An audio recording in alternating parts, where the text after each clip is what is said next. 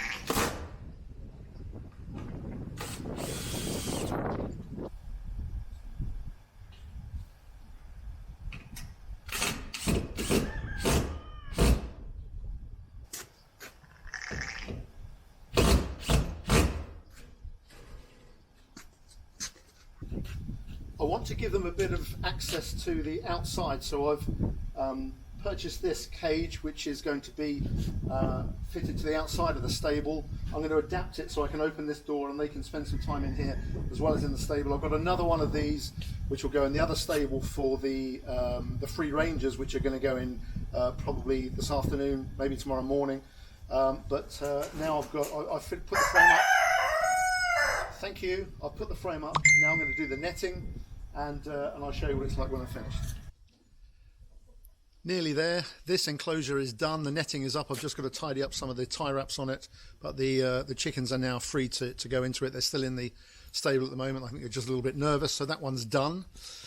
This one is for the free rangers. Now I've done the frame. I've now just got to get the netting on, and then the free rangers can go in the next stable. So very nearly there, and I'll show you how I'm getting on, and I'll show you the final result in a bit.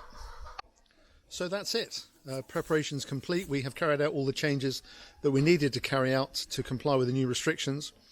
There were 3 real restrictions that applied to us, and in fact to everybody else, that really changed the ways that we do things, and that is that the food and water for the chickens needed to be non-accessible by wild birds, so that had to be kept separate.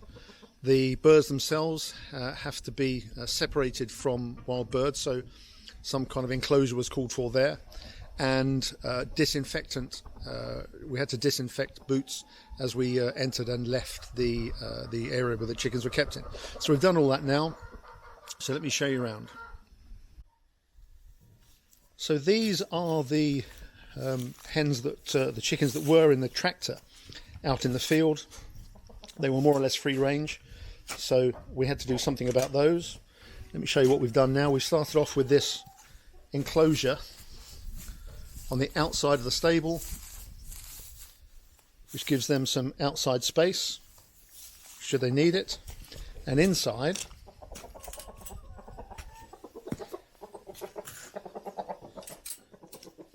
we come in here, you can see I put the chicken tractor inside so they've got somewhere to feel secure, somewhere to roost. But they're now inside this stable. It's a double stable. There's their food. The water's over there. And the whole stable has been secured so that wild birds can't get into it. We've got mesh. You can just about see the mesh there on both windows. I'll show you from the outside.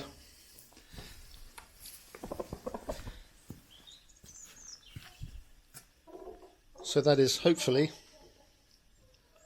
this flock completely compliant. Let's have a look at next door.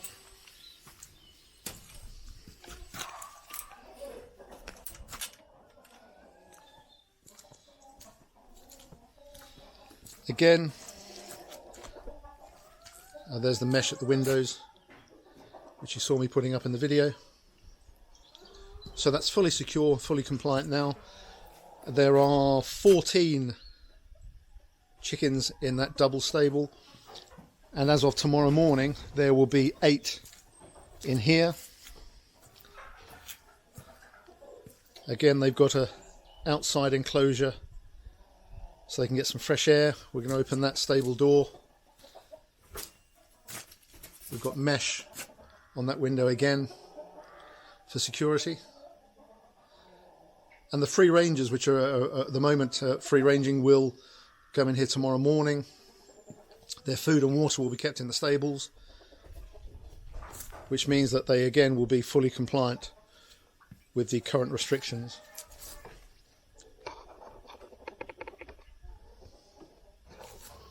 So that's 2 of the 4 flocks that are now compliant. We'll now go and show you what we've done with the others. So as far as the Exworths are concerned, we haven't had to do a lot. They're in an enclosed space anyway, and they are moved around on a daily basis. So here they are.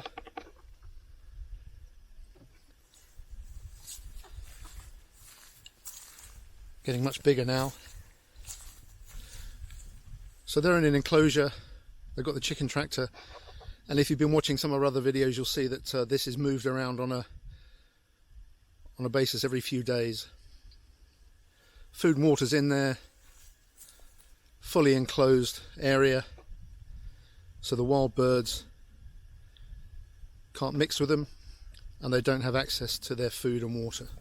So again, that's compliant. And on the entrance to the field, we've got a bucket of disinfectant, so we meet that restriction as well. These are the free rangers, which are going to go into the smaller stable that you've already seen. They're going to go in there tomorrow, so they'll go to bed in their normal coop tonight, and then in the morning we're going to move them into that stable so that they too adhere to the restrictions that are currently in place. So this is the last day of freedom for them, but they'll be safe in that stable, and hopefully they won't be there that long. And finally then, we've got the cream leg bar pullets that again are in an enclosed area. Here they are. Now, because this coop is not mobile and they're going to be in here for some time, I've had to adopt the deep litter system. So we put some wood chips down here, and then we'll be adding to those every few days, building up that layer so that it keeps them clean. And then hopefully in the spring we'll have some compost as well. Again, their food and water is in there, fully enclosed run for them, which once again means that they are kept separate from wild birds. Their food and water is kept separate, and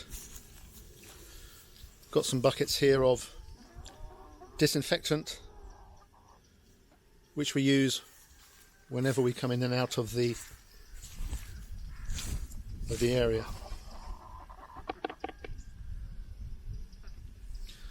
So that's it really. The restrictions that have been placed upon us are a pain in the arse, but there is a reason for it, and that is to hopefully make this outbreak as painless as possible, and hopefully save the lives of a number of birds. So there's been another outbreak day before yesterday, about an hour from here. So we are doing the right thing. I would encourage you to follow the restrictions. They are there for a reason. And hopefully, if you do adhere to these new restrictions, and we're not just doing it because the government tells us to do it, we're doing it because we want to save the life of our birds. So if you do adhere to it, hopefully then this outbreak won't be as severe as the last one, where we were all told to put our hens inside for, I think it was 11 weeks. Hopefully it won't get that bad. However, I would advise you to start planning now should the worst happen, because the last thing you really want to be doing is chasing around and trying to make plans when it's already happened. So if you want to, as the old saying goes, if you plan for the worst and then just hope for the best, you should be fine. So those are the restrictions that we've done. Those are the changes that we've done to adhere to these restrictions, and hopefully that'll be enough. So we've now got 4 flocks inside enclosed areas that do meet all the restrictions that are placed upon us. Hopefully you'll do the same, and if you've got any questions, just let me know and I'll do my best to answer them.